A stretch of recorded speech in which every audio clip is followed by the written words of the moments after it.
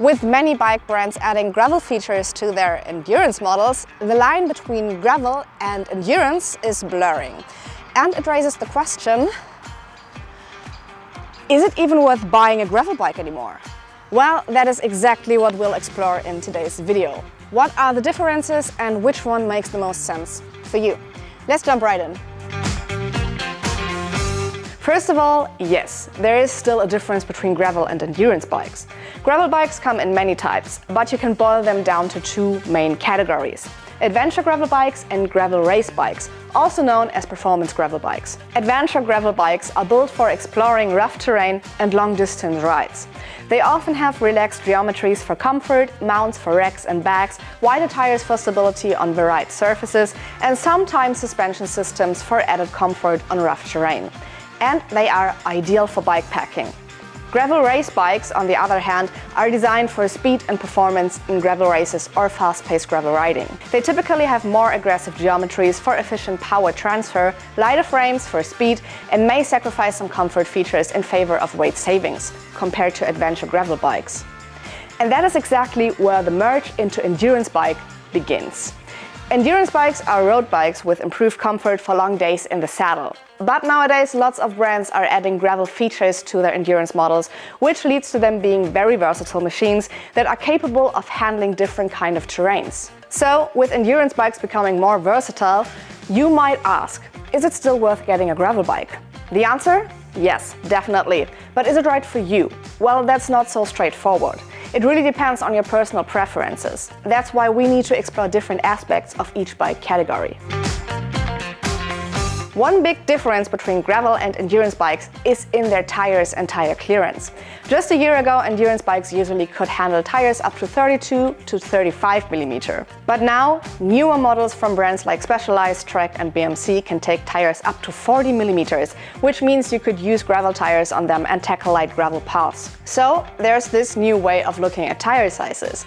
Endurance bikes can handle tires up to 40 to 45 mm, while gravel bikes start at around 40 mm and go up to 55 mm or even wider. So, by just looking at the tire clearances, you could say, if you know what you will spend most of your time off-road on rough gravel paths, then a proper gravel bike is the right choice for you.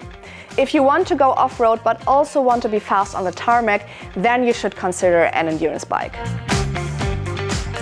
One key difference between endurance and gravel bikes is their mounting options.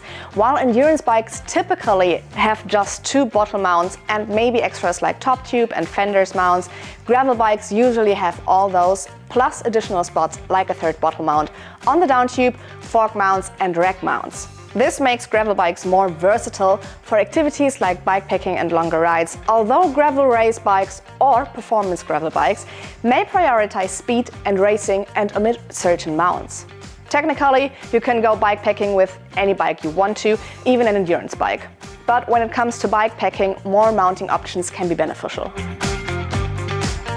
The geometry is an important aspect when it comes to how sporty, aggressive or relaxed a bike feels. The most important aspects are the stack-to-reach ratio, the wheelbase and the head tube angle. Gravel bikes typically have a longer wheelbase, chainstays and a slacker head tube angle, enhancing comfort and control on rough terrain. It is safe to say that endurance bikes with a shorter wheelbase and chainstays and steeper head tube offer a more nimble and aggressive feel.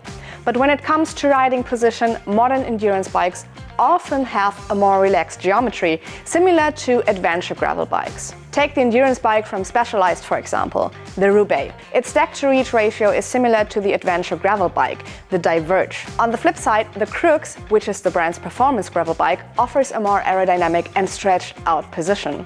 This makes sense because performance gravel bikes prioritize aerodynamics and speed over comfort. This, however, does not go to say that endurance bikes lack in speed. Gravel bikes usually come with one-bike gravel-specific gear sets, like Shimano GRX.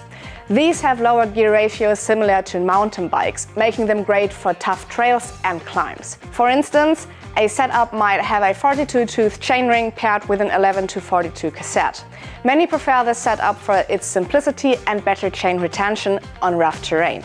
However, you can also find gravel bikes with 2-by drivetrains, offering slightly higher gear ratios for more versatility. Endurance bikes, on the other hand, typically have 2-by drivetrains with higher road bike gearing.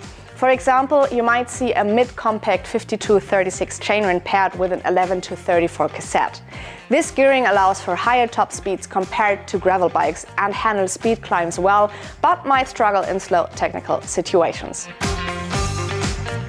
Modern gravel bikes come with handy features like storage compartments found on bikes like the Orbera Terra, Trek Checkpoint and Lift Devote. Endurance bikes, traditionally road-focused, are also becoming versatile with storage options seen in models like the 2024 BMC Road Machine and Canyon Endurace. At the same time, adventure gravel bikes are getting more suspension for rough terrain. For example, the Giant Revolt X has full front suspension, while the Cannondale Topstone features their Kingpin rear suspension system for extra comfort and grip. However, here endurance bikes are also adding comfort features, such as specialized Future Shock stem on the Roubaix SL8.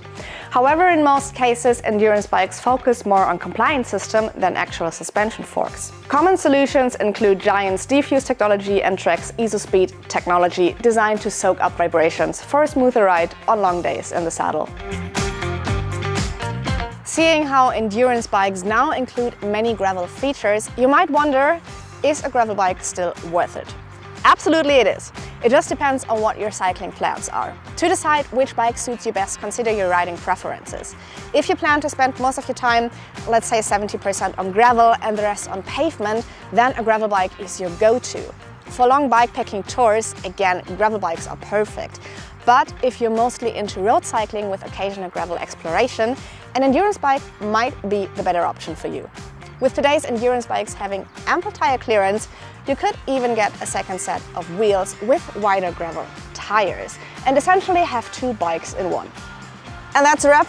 Thank you so much for watching. I hope you found this video helpful. If you did, please give it a thumbs up and don't forget to subscribe to our channel to stay tuned for more content like this. Until next time, catch you out on the roads.